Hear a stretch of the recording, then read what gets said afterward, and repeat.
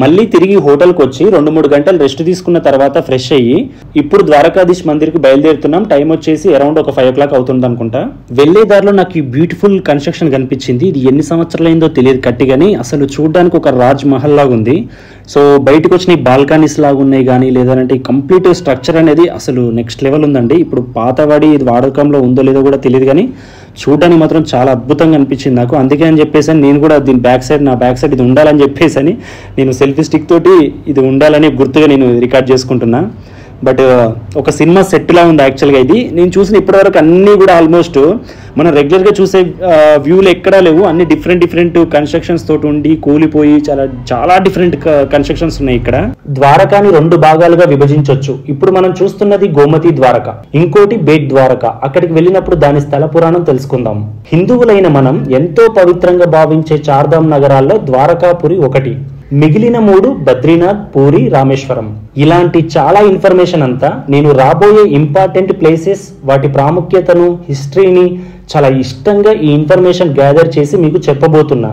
కాబట్టి తప్పకుండా ఈ వీడియో అనేది చివరి వరకు చూడండి. నా కళ్ళతో చూసిన ప్రతి అద్భుతాన్ని మీకు చూపించే ప్రయత్నం చేస్తున్నాను. అండ్ అలాగే please subscribe my YouTube channel and comments లో హరే కృష్ణ అని తప్పకుండా స్లోగన్ చేయండి. Thank you. సో ఇది వచ్చేసి ఆలయానికి వెళ్లే కనెక్టివిటీ రోడ్ అన్నమాట. ప్రతి స్ట్రీట్ లో కూడా ఇలా షాపింగ్ అంతా ఉంటుంది మనకు. ఈ వీడియో చూస్తున్న వాళ్ళలో మీలో ఎవరైనా ద్వారక వచ్చినప్పుడు ఆలయానికి దగ్గరగా ఉండే హోటల్ మాత్రమే తీసుకోవడానికి ట్రై చేయండి.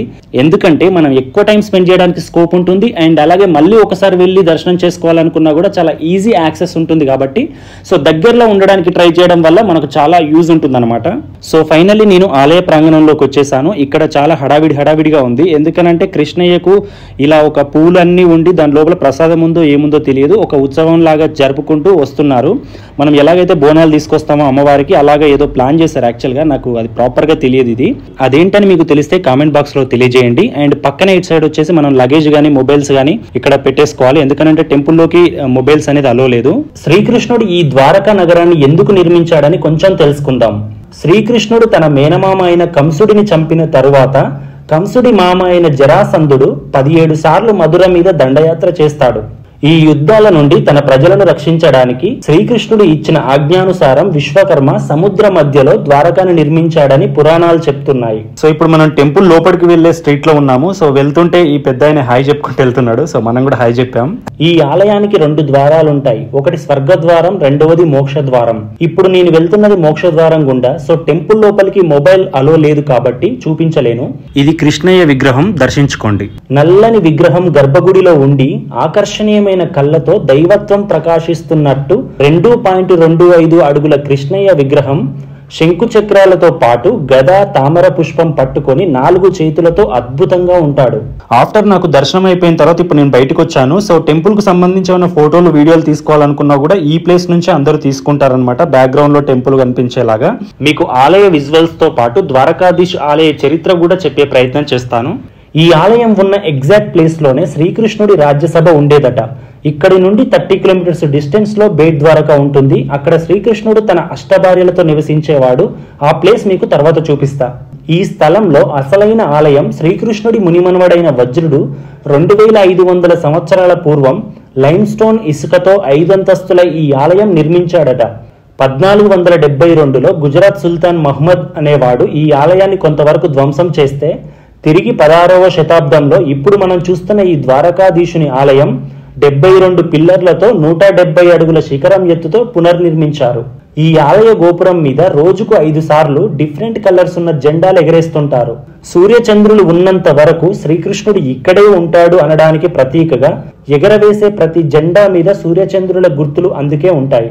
ఈ ఆలయంలో కృష్ణయ్యతో పాటు ఇంకా వసుదేవ, దేవకి, బలరామ, రేవతి, సుభద్ర, రుక్మిణీదేవి, జాంబవతి దేవి, సత్యభామ దేవి ఆలయాలు కూడా ఉన్నాయి. శ్రీకృష్ణుడు కురుక్షేత్ర యుద్ధంలో అర్జునుడికి ఉపదేశించిన భగవద్గీత కూడా ఎర్రటి వస్త్రంలో చుట్టి ప్రదర్శనకు పెట్టారు. ఇక్కడ కృష్ణాష్టమి పండుగ వేలాది మంది భక్తుల మధ్య చాలా వైభవంగా జరుగుతుందంట.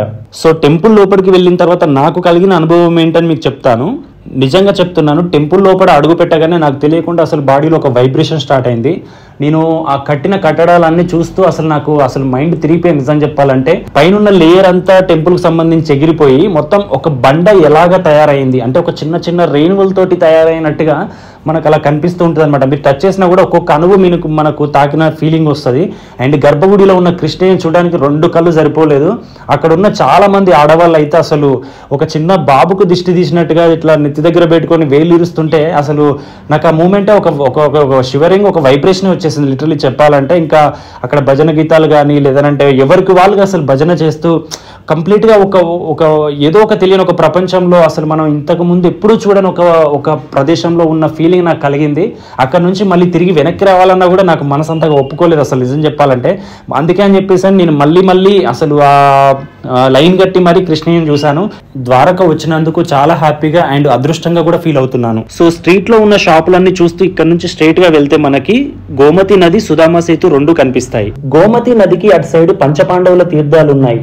అక్కడికి వెళ్ళడానికి సుధామ సేతు బ్రిడ్జ్ నిర్మించారు. కానీ ఆ మధ్య గుజరాత్ లో ఒక హ్యాంగింగ్ బ్రిడ్జ్ కూలి చాలా మంది చనిపోయారు. సో అందుకే ఇప్పుడు ఇది వాడడం లేదు. సో బోట్ లోనైనా వెళ్ళి అక్కడ ప్లేస్ ని ఎక్స్ప్లోర్ చేద్దామని అనుకుంటే సముద్రంలో తుఫాన్ ఉందని చెప్పేసి అని బోట్లు నడవడం లేదు. సో నెక్స్ట్ టైం మళ్ళీ వచ్చినప్పుడు ఖచ్చితంగా అది చూపించే ప్రయత్నం చేస్తాను. ఇప్పుడు గోమతి నది స్థల పురాణం తెలుసుకుందాం. మన పవిత్ర గంగా నది ఉపనదే ఈ గోమతి నది.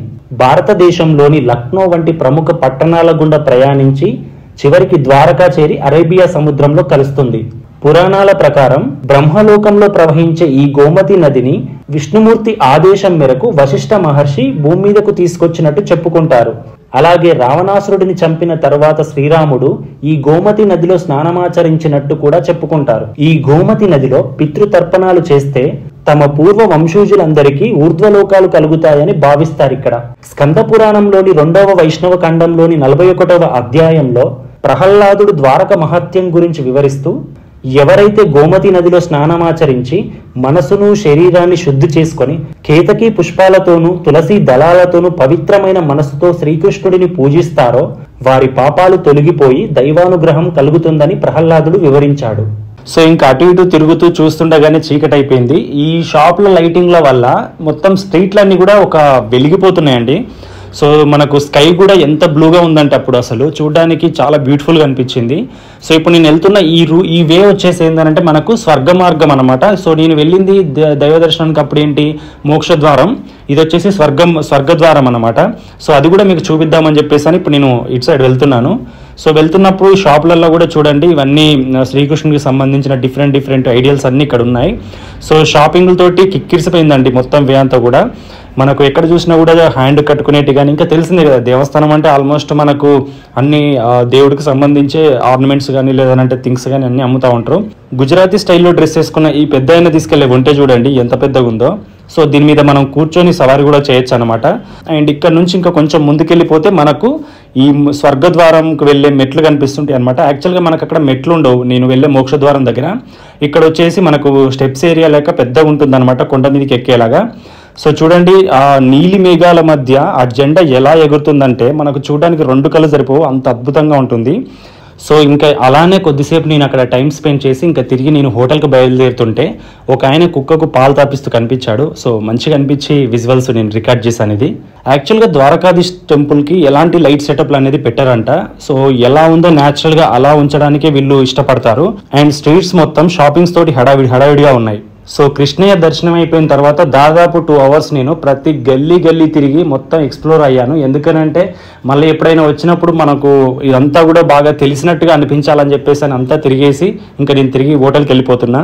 సో నేనున్న హోటల్ రూమ్ విండోలో నుంచి చూస్తే నైట్ ఎఫెక్ట్ ఎలా ఉంటుందని చూస్తే చాలా అద్భుతంగా అనిపించింది. అండ్ ఈరోజు జర్నీ అండ్ కృష్ణయ్య దర్శనంతో ఈ రోజు అనేది ముగిసింది. రేపు మార్నింగ్ మళ్ళీ కలుద్దాం. Hi friends, good morning. అన్ని పార్ట్స్ లింక్స్ వీడియో కింద ఇచ్చాను, ఒకసారి ఓపెన్ చేసి చూడండి. Please subscribe my YouTube channel and Hare Krishna అని కామెంట్స్లో స్లోగన్ చేయండి ఫ్రెండ్స్.